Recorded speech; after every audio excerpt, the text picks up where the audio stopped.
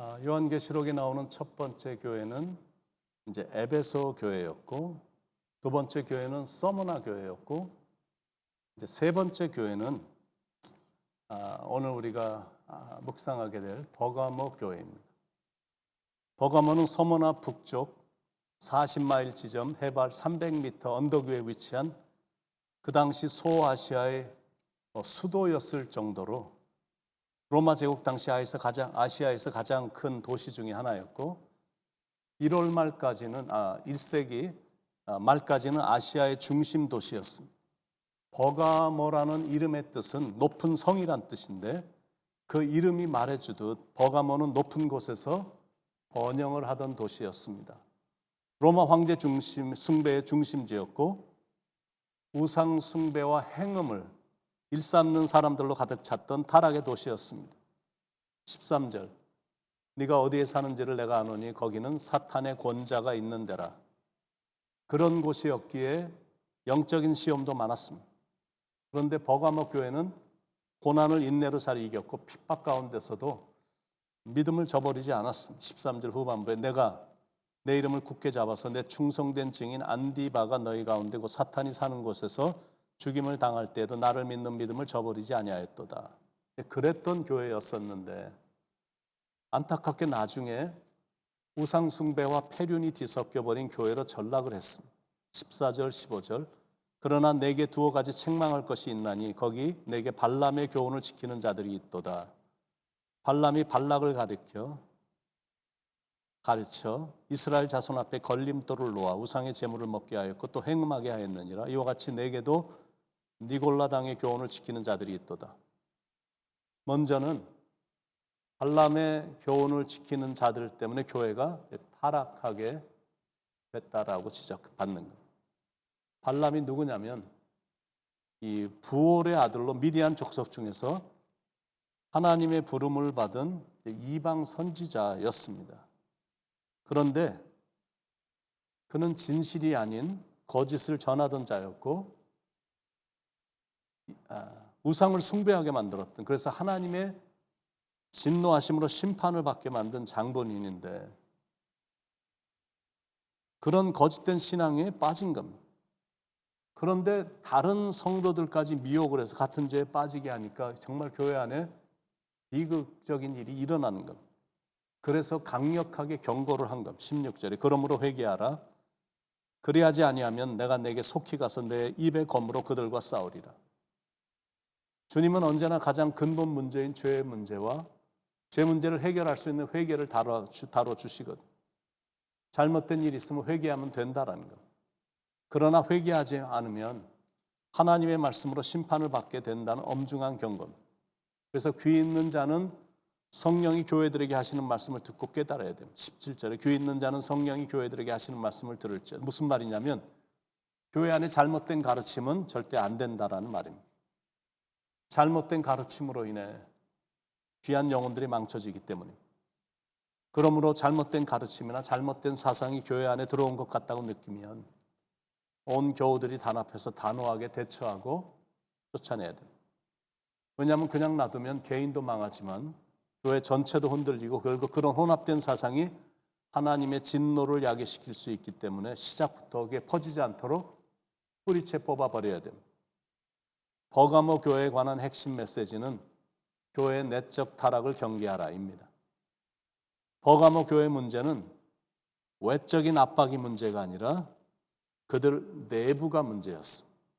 발람이 이스라엘 백성들을 교란시킨 것처럼 발람의 교훈을 지키는 니골라당 같은 이상한 사람들이 교인들을 혼란시키고 아주 교란을 야기시킨 겁니다.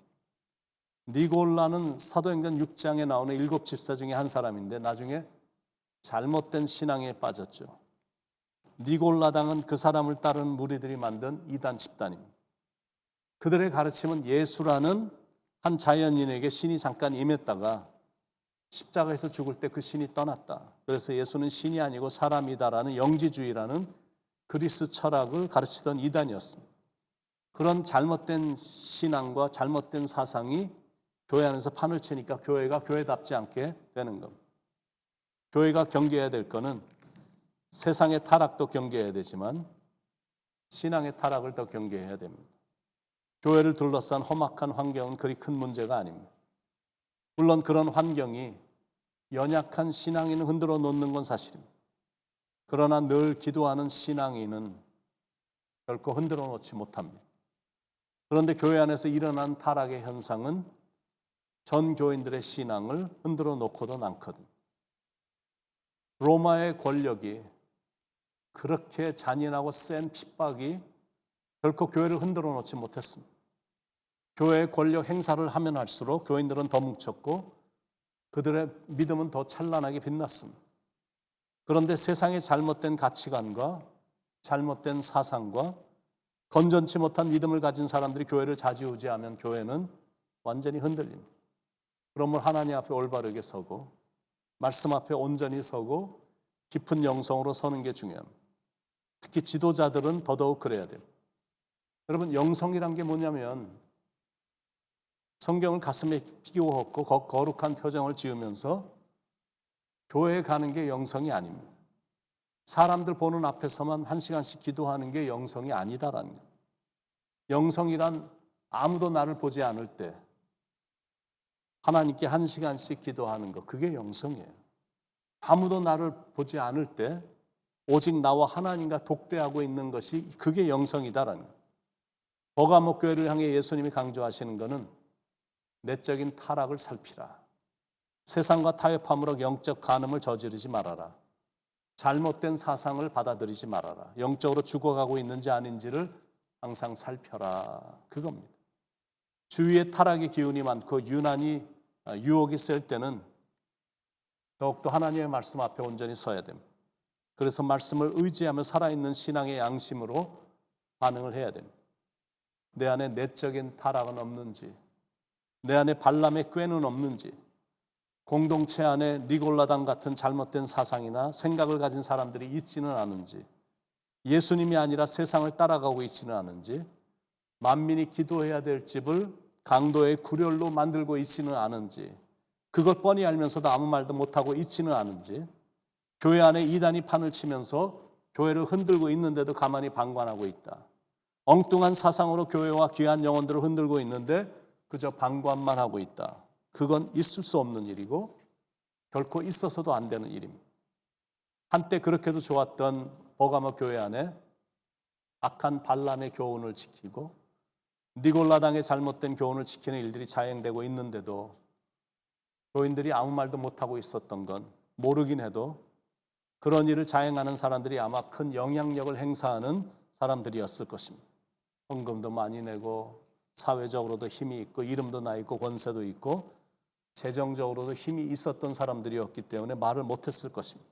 그러나 그건 아닙니다. 이단성이 있고 믿음이 없는 사람들이 교회를 좌지우지하면서 흔들면 예수님처럼 단호해야 됩니다. 왜냐하면 교회는 예수님이 피 흘려 사신 곳이기 때문에 그 피가 헛되이 되지 않도록 교회를 지켜야 된다는, 그렇게 하는 자들에게 주님이 복을 약속하셨습니다. 17절 후반부에 이기는 그에게는 내가 감추었던 만나를 주고 또 흰돌을 줄 터인데, 여기서 말하는 만나와 흰돌은 하나님 보좌 앞으로 나갈 수 있는 초대권이라 할 수 있습니다. 우상 숭배를 거절하고 세속에 물들지 않으며 깨끗하게 신앙의 순결을 지킨 자들에게 하나님께서 보좌 앞으로 나아갈 수 있는 천국 잔치의 초대권을 주시겠다라는 말입니다. 그 당시 재판을 할 때 법정에 고발된 사람이 무죄 판결을 받으면 무죄의 표로 흰 돌을 줬습니다. 반대로 유죄 판결을 받은 사람에게는 검은 돌을 줬습니다. 그러므로 흰 돌을 받았다라는 것은 신앙의 순결을 끝까지 지켰다는 겁니다. 그래서 어린 양이 혼인잔치에 나갈 수 있는 증표를 받게 되는 겁니다. 절대 검은 돌을 받지 않도록 세속적인 삶과 이상한 사상을 멀리하고 반드시 흰 돌을 받도록 영으로 잘 분별하고 단 한시도 영적으로 방심하지 말고 늘 깨어있어 기도하는 영성으로 살아가는 저와 여러분이 될 수 있기를 예수님의 이름으로 축원드립니다. 기도하시겠습니다. 항상 깨어있어 기도하는 영성으로 살아 영적인 분별력을 가지고 말씀에 온전히 서고 진리에 온전히 서서 세속적인 것에 빠지지 않고 이상한 사상에 빠져들지 않고 오직 진리만 붙잡고 따르는 살아있는 신앙의 영성으로 살아가도록 나와 하나님과의 관계가 돈독해서 하나님과의 같이 나누는 시간을 가장 기쁘게 여기고 하나님과 동행하는 시간을 가장 행복하고 기쁘게 여기는 영성이 깊은 사람의 삶을 계속 살아가도록 성령님 인도해 주시옵소서. 오늘도 영성으로 승리하기를 원합니다. 깨끗함으로 하나님과의 교제가 끊어지지 않기를 원합니다.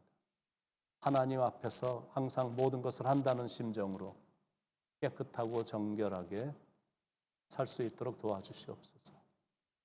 예수님의 이름으로 간절히 기도드립니다. 아멘.